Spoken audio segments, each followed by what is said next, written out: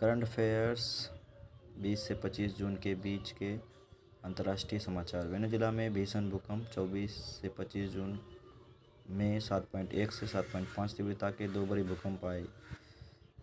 Iran ने पश्चिम Asia में बढ़ते तनाव के चलते हॉर्मुज स्ट्रेट ऑफ हॉर्मुज को बंद करने की धमकी दी। विदेश मंत्री दक्षिण कोरिया दौरा। भारतीय विदेश मंत्री एस जयशंकर ने दक्षिण कोरिया में जेजू द्वीप पर वैश्विक शांति और समृद्धि को लेकर अंतर्राष्ट्रीय सहयोग बढ़ाने पर चर्चा की।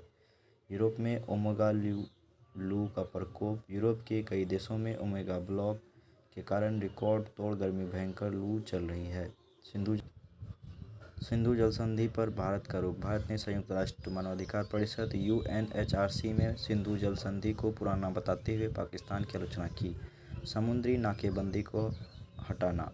अमेरिका ने ईरानी बंदरगाह और तटीय क्षेत्रों से अपनी नौसैनिक नाकेबंदी पूरी तरह हटा लिया है। विश्व नाविक दिवस। वैश्विक स्तर पर 25 जून को नाविकों के योगदान को सम्मानित करने के लिए विश्व नाविक दिवस मनाया गया। अतिरिक्त महत्वपूर्ण खबरें। BPSC और UPSC एग्जाम के लिए अहम। भारत UK व्यापार समझौता FTA। केंद्रीय वाणिज्य मंत्री पीयूष गोयल ब्रिटेन दौरे पर गए और भारत UK व्यापार समझौते को क्रियान्वयन पर चर्चा हुई। नॉर्वे में AI प्रतिबंध। नॉर्वे में प्राथमिक विद्यालयों में कृत्रिम बुद्धिमत्ता पर पूर्णतः प्रतिबंध लगाने की घोषणा की। FAO के स्टेट ऑफ रिपोर्ट में ब्लू ट्रांसफॉर्मेशन विशेष पर जोर दिया गया।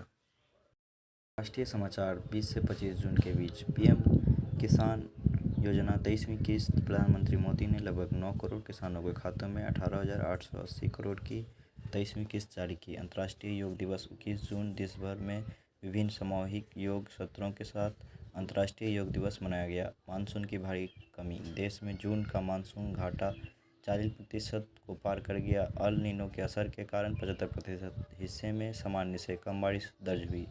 नीट UG की री-एग्जामिनेशन परीक्षा में पारदर्शिता और सुनिश्चित करने के लिए NTA द्वारा प्रभावित केंद्रों पर कड़ी सुरक्षा के लिए बीच पुनरीक्षा आयोजित की। अरुणाचल प्रदेश में बाढ़ के केथी पाइनोड जिले में भारी बारिश के बाद भीषण बाढ़ और भूस्खलन से बुनियादी ढांचे को काफ़ी नुकसान पहुंचा। NHI का नया अनुसंधान केंद्र। भारतीय राष्ट्रीय राजमार्ग प्राधिकरण ने देश का पहला स्थायी परिवहन आर्थिक अनुसंधान केंद्र बनाने के लिए NCAER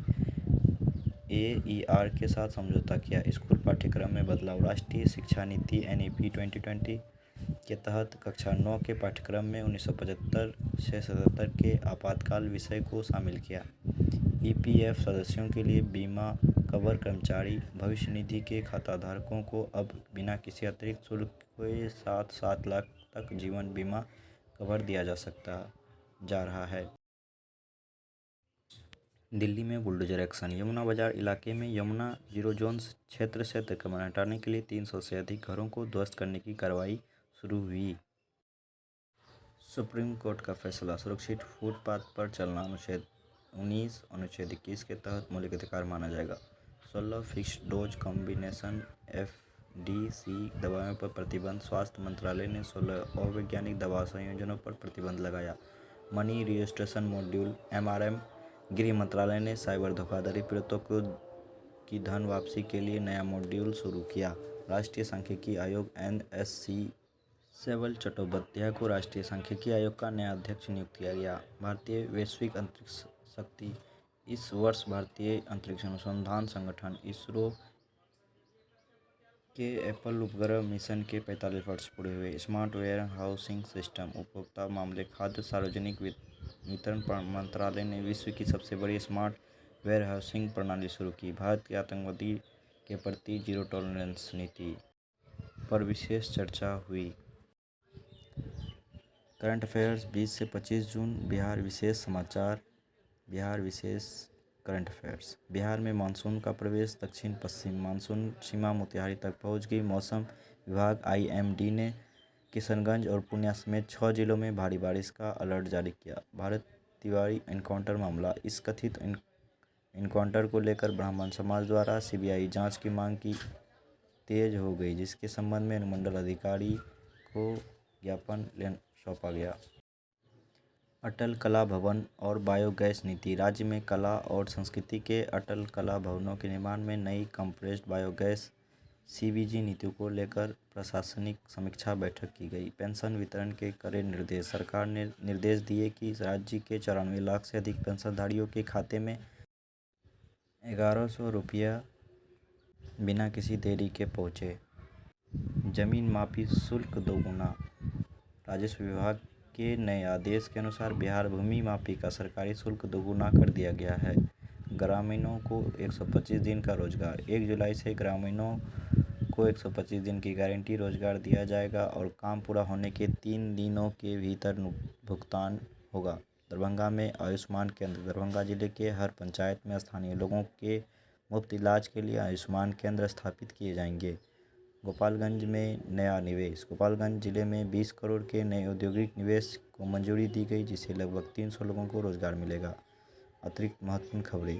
सीमांचल में भारी बारिश अलर्ट। किशनगंज, अररिया और पूर्णिया समेत कई जिलों में भारी वर्षा की चेतावनी दी गई। 14 जिलों में लू का येलो अलर्ट। मानसून की प्रगति के बावजूद बिहार के कई हिस्सों में हीट वेव की स्थिति बनी हुई है। बिहार के स्कूलों का समय बदलाव। भीषण गर्मी को देखते हुए 22 जून से 30 जून तक राज्य के माध्यमिक एवं उच्च माध्यमिक विद्यालयों का समय बदला गया। 17वीं बीपीएससी संयुक्त प्रतियोगिता परीक्षा परिणाम। श्रद्धा पांडे ने प्रथम स्थान प्राप्त किया, जबकि शशांक, गौरव और आयुष क्रम से दूसरे तीसरे स्थान पर रहे। इस तरह के करंट अफेयर्स के लिए मेरे यूट्यूब चैनल को सब्सक्राइब करें, साथ ही लाइक करें। अगर कुछ गलतियाँ हुई तो सुझाव दें।